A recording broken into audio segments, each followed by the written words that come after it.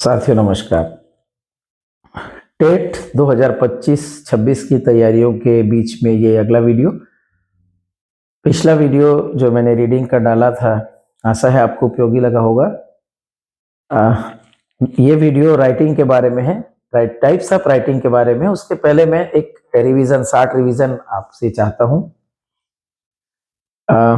Usha is a student and she is preparing for a competition exam. While reading, she takes notes of key points. She takes notes of topic from the topic. She highlights some points, and whenever it needs, she consult a dictionary to for getting meaning. And tell me which type of reading is this: extensive, intensive, scanning, or skimming. चलिए आज बात करते हैं writing पे। So there are 4 types of writing. We will go from easy to tough. First is descriptive writing. Descriptive writing means when we are describing some events, some places, or some person. Like I went to Agra to see the Taj Mahal, and when I returned, I wrote a letter to my friend or a Facebook post. यदि मैं Facebook post उस पर लिख रहा हूं तो मैं ताज के बारे में जो बताऊंगा कि ये कितना सुंदर है, कैसे दिखता है, कहाँ पर है, और इस समय सर्दी में यहाँ जाने का क्या महत्व है, या जैसे मैं कोई भी ट्रेवल ब्लॉग अगर कोई लिखता है, that is called descriptive writing. या किसी कैरेक्टर के बारे में लिखना कि वो 6 फीट लंबा, 5 फीट चौड़ा, जो भी। तो अगर हम ऐसा डिस्क्राइब किसी इवेंट को, किसी पर्सन को करते हैं, that is called descriptive writing. 2, narrative writing. Narrative writing का मतलब है नरेट करना, कोई इवेंट्स को सीक्वेंस में लिखना, जैसे कि कहानी लिखना। कहानी स्टार्ट होती है किसी परिचय के साथ, और वो एक उस कहानी में एक उसका बॉडी आता है, एक मोड़ आता है, एक घटना आती है, इंसिडेंट, और एक किसी घटना के साथ वो कहानी एंड होती है।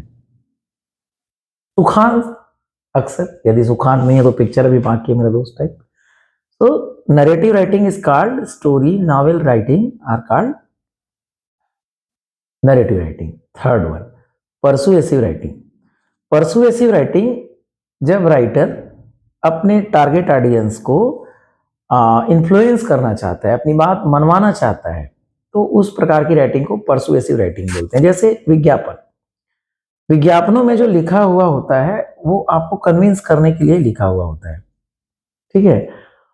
दूसरा, धार्मिक किताबें, लाइक ओशो, धार्मिक नहीं कहूंगा, लाइक ओशो अगर कोई किताब लिख रहे हैं, या ओशो की किताबों का जो संकलन होगा वो कोई कहानी नहीं कहते हैं, कोई डिस्क्रिप्शन नहीं देते हैं, वो एक परसुएसिव राइटिंग है। वो चाहते हैं कि आप उनकी बात को समझें और उस पर अमल करें।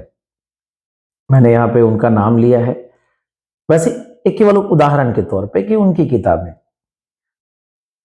चौथा जो ये हुआ परसुएसिव राइटिंग। आप विज्ञापन को मान लें, या अगर कोई आप अपनी बात मनवाने के लिए कोई राइटिंग करते हैं तो उसको आप ऐसा कह सकते हैं, परसुएसिव राइटिंग।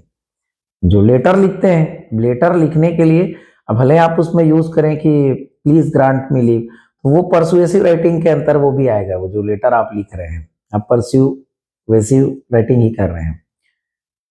चौथा, एक्सपोजिटरी राइटिंग। एक्सपोजिटरी राइटिंग का मतलब है जैसा था वैसा ही मैंने लिख दिया, उसमें अपना कोई ओपिनियन नहीं डाला। सर टेक्स्ट बुक राइटिंग होती है, जब मैं पर्सनल कोई बुक लिखूंगा उसमें मेरा ओपिनियन होगा, राइटर्स ओपिनियन होगा। अब चाहे ना चाहे उस समय, जब राइटर का जो समय है, वो बात आ ही जाती है, तो राइटर का ओपिनियन उसमें नहीं होगा। कोई तथ्य होगा, तथ्यात्मक किताब होगी, आंकड़ों वाली किताब होगी, तो वो एक्सपोजिटरी राइटिंग के अंतर्गत आता है। तो there are 4 types of writing. आप की पकड़ें क्योंकि प्रश्न अंग्रेजी में ही आने वाले हैं। So expository writing is when some facts are written, some statistics are written, without any opinion of the writer. This is called expository writing. Descriptive writing, when something, someone, and some places or some events are described, this is called descriptive writing. Third, when someone is narrating a story via writing, that is called narrative writing. And fourth is persuasive writing, if the writer trying to convince someone, the readers, trying to influence the readers, that is called persuasive writing. Video कैसा लगा? अगर अच्छा लगा होगा, अगर आपको कोई और जानकारी चाहिए होगी, नीचे कमेंट बॉक्स में लिखिएगा। नमस्कार, शुभ रात्रि।